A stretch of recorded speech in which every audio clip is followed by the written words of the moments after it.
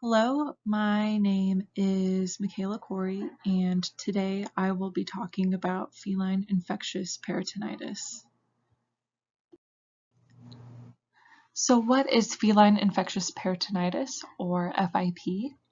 According to the Cornell Feline Health Center, it is the leading cause of death in young cats.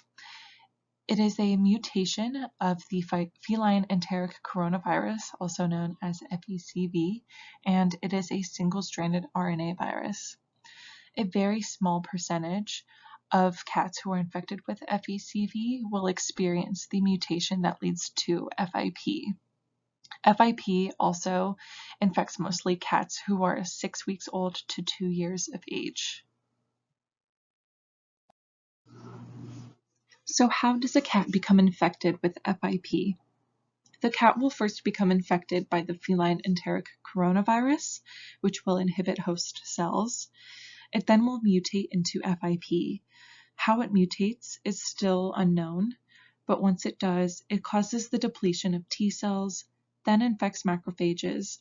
It will spread throughout the body, and once antibodies are produced, they will cause an inflammatory response in the abdomen, kidneys, and brain. How FIP is transmitted is through fecal-oral route. It can shed through the feces and the cat's saliva.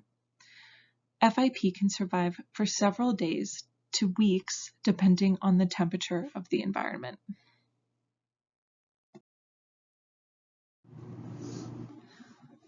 Who is at risk for FIP? Those who are most at risk are cats in high-density facilities such as shelters or catteries. Also, purebred cats are at risk, and the virus can spread from mom to kitten. The virus also is more prevalent in male cats and geriatric cats. In this slide, these are the breeds that are more susceptible to FIP. We have ragdolls, Rexes, Himalayans, Burmans, and Abyssinians, who are most at risk. There are two types of FIP. On this slide, we will talk about wet or effusive FIP. This refers to the accumulation of fluid in the abdomen. Damage and inflammation to the blood vessels will cause leaking into the abdomen and chest. This fluid is a yellowish color, and when it does leak into the abdomen and chest, it can cause difficulty in breathing. The other type of FIP is dry or non-effusive FIP. This causes inflammatory lesions called pyogranulomas, and these can be found on the eyes, kidneys, liver, and throughout the nervous system. Signs of neurological diseases with non-effusive FIP present as seizure and ataxia. You can also see bleeding in the eyes, and this is a rapid progression, but slower than the wet effusive. Signs and symptoms of FIP can present as respiratory symptoms such as sneezing, watery eyes, and nasal discharge. Other symptoms will be diarrhea, loss of appetite, weight loss, depression, rough coat, and a fever. Unfortunately, there is no definitive test to screen cats for FIP. According to doctors Tammy Hunter and Ernest Ward of infectious diseases at VCA hospitals, blood work cannot distinguish between FeCV and FIP, but other lab work can be done to rule out other diseases. Veterinarians can also perform an analysis of fluid in the abdomen and chest. An X-ray will first be taken to look at the fluid, and then veterinarians will take the fluid, which will be highly protein concentrated, and they will run a PCR test, but this is not 100% accurate. Veterinarians, after euthanization, will also perform a necropsy. Treatment for FIP was considered non-treatable until researchers were published in the Journal of Feline Medicine and Surgery found a drug that has responded well in clinical trials for dry, non-effusive cases, but unfortunately not for wet effusive cases. So this drug is not FDA approved yet.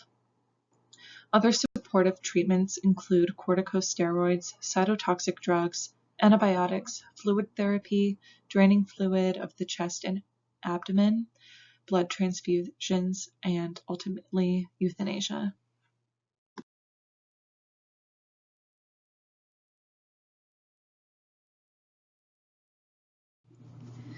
There are definitely some ways that you can prevent your cat from getting FIP, and this includes keeping the litter boxes clean and away from their food and water.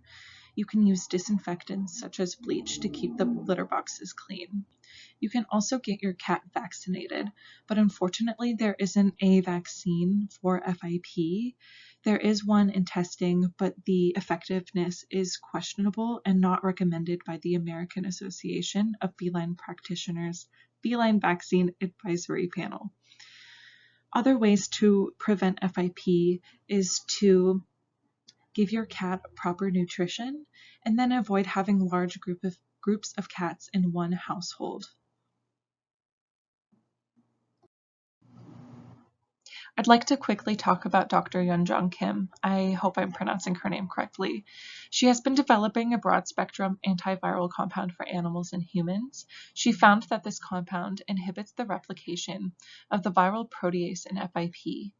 The drug is administered before physical symptoms can begin, and the cats were found to return back to health within 20 days. This drug is still experimental and has not yet shown success in cats that already show physical symptoms. I used to work in a veterinary clinic, and that is how I was introduced to feline infectious peritonitis. I came across a couple of patients that were diagnosed with FIP and ultimately had to be euthanized. I think that it is really important to learn about this topic because it is the leading cause of death in young cats, and it is almost always fatal. It is also one of the most researched infectious diseases in cats due to its high mortality rate. And here I just have a couple of pictures of my cats, which is also why this topic is important, because I have 4 cats, and I would hate for them to get an infectious disease because maybe I wasn't keeping their litter box clean enough or something like that. So it's definitely important to know about this disease, especially if you have multiple cats. Thank you for listening to my presentation, and if you have any questions, you can always send me a message. Thanks.